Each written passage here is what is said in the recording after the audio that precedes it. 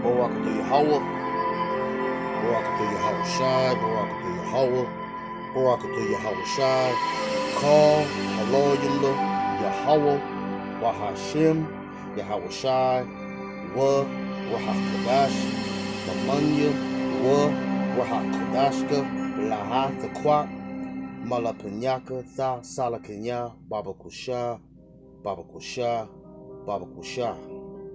Shemai, Yasharala, Yahweh, Allahayanawa, Yahweh, Ahad, Tuab, Amen.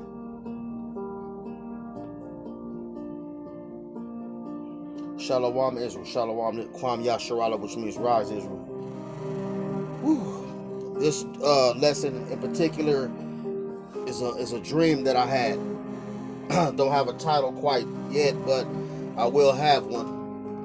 And this dream in particular is about new bodies, spiritual power. And I had so many lessons lined up, but just meditating, praying, looking at the elders, looking at the apostles' lessons, and just kind of getting fed, and it's great time, perfect time, and I had to deal with burial of my mother, putting her in the grave with my father, which was, pretty cool. Family coming out and tending to them, and now I just recently had a dream that was uplifting, to say the least, and let's get right into it. Now, how the dream initially kicks off, I find myself in, like, I guess you could say like a mountain like this, but not quite, but it looked better, but it was surrounded by houses, and let's just say it was the house of David, and I was with a bunch of people, like thousands of people, and inside the mountain was like tunnels. There were tunnels everywhere, water flowing out of the thing, like this, kind of like a waterfall-esque, and in the middle of this tunnel, deep in the center, in the midst of this mountain was a bunch of hot coals, that people were stepping in. A lot of brethren were stepping in these hot coals. You know what I mean? And you could hear Elder Apostle Aramla's voice. He was yelling at these brethren, going through a lot of scriptures. And you didn't know what scriptures, some you could hear, some you couldn't, but he was kind of like yelling at brothers and telling them to do certain things within this pool or pit full of hot coals. And brethren had to literally step on these hot coals. So I was confused. You know what I mean? Hella confused. So, and I was standing next to the elder priest Ariella and the elder brother Yoshawamba, and they were talking to each other. Then I was looking at them, because they were kind of like, talking to me, and like talking to other brethren that was inside of this coal pit, and they were hot as hell. They were so hot and so bright. They looked like they were lit, like little like light bulbs or something like that. Like they were real bright, white, so hot they were white. But they had like a shine to them. And like I said, I mentioned brothers was everywhere. Brothers was everywhere, and everybody was stepping in these hot coals. So so let me get some scripture on that. Salakia. I'm gonna go to first. No. What I want to do is go to book of First Samuel.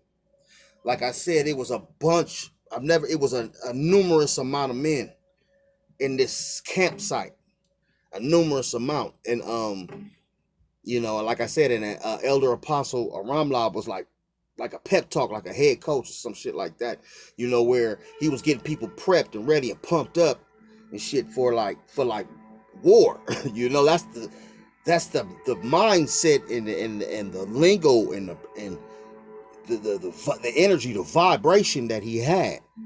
You understand what I'm saying? So let's go to 1 Samuel 18 and 10. 1 Samuel 18 and 10. And it says, and it came to pass on the morrow that the evil spirit from Yahweh came upon Saul, and he prophesied in the midst of the house. And David played with his hand as other times, and there was a javelin in Saul's hand. And Saul cast the javelin, for he said, I will smite David even to the wall with it. And David avoided out of his presence twice. And Saul was afraid of David, because the Lord Yahweh was with him, and was departed from Saul. Let's go to 13. Therefore Saul removed him from him, and made him his captain over thousands. And he went out and came in before the people. And David behaved himself wisely in all his ways, and the Lord Yahweh was with him. And that was the first thing I could think of once I thought of that part of the dream. I went through 1st and 2nd Samuel, and that was the most, adamant, powerful, precepts I could that the Most High led me to. Now let's go to Numbers 1, 2 through 4. Let's go to Numbers 1 and 2. And it says, take ye the sum of all the congregation of the children of Israel, Yasharallah, after their families by the house of their fathers, with the number of their names, every male by their polls, from 20 years old and upward, all that are able to go forth to war in Israel. Thou and Aaron shall number them by their armies. And with you there shall be a man of every tribe, every one head of the house of his fathers. Now let's go to Ezekiel. And like I said, like I mentioned, it was thousands of men stepping in hot coals, being, an elder Apostle Ramlab yelling at everybody, kind of getting them prepped, kind of getting them ready. And, other elders and bishops there in sects talking with everybody, if you can receive it. Now let's go to Ezekiel 24 and 11. Ezekiel 24 and 11. Ezekiel 24 and 11.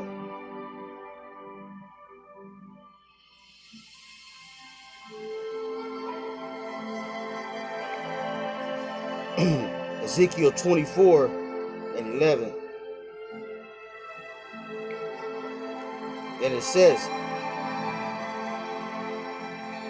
Then set it empty upon the coals thereof, that the brass of it may be hot, and may burn, and the filthiness of it may be molten in it, that the scum of it may be consumed. Let's read that again. Then set it empty upon the coals thereof, that the brass of it may be hot, and may burn, and that the filthiness of it may be molten in it, and that the scum of it may be consumed. She hath wearied herself with lies, and her great scum went not forth out of her. Her scum shall be in the fire. In thy filthiness is lewdness, because I have purged thee, and thou wast not purged. Thou shalt not be purged from thy filthiness any more, till I have caused my fury to rest upon thee.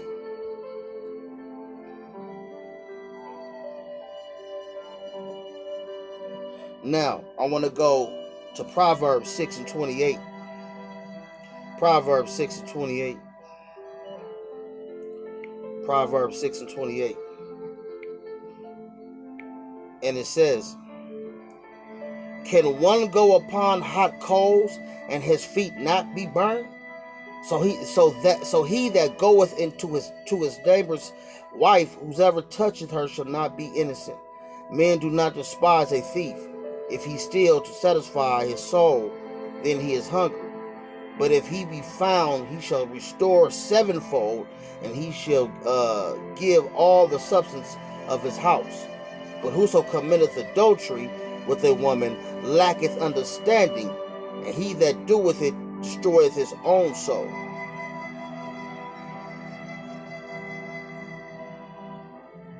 So in other words,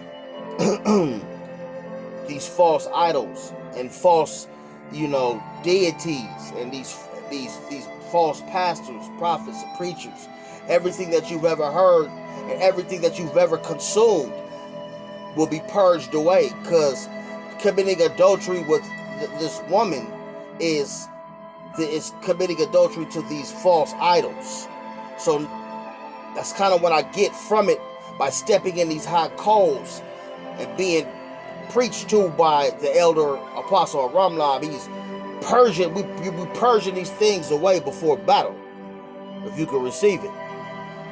So now these things jump out these caverns and and they jumping in, they getting ready to, charge us. I guess they just kind of caught us like unprepared or something, and I'm scared as fuck.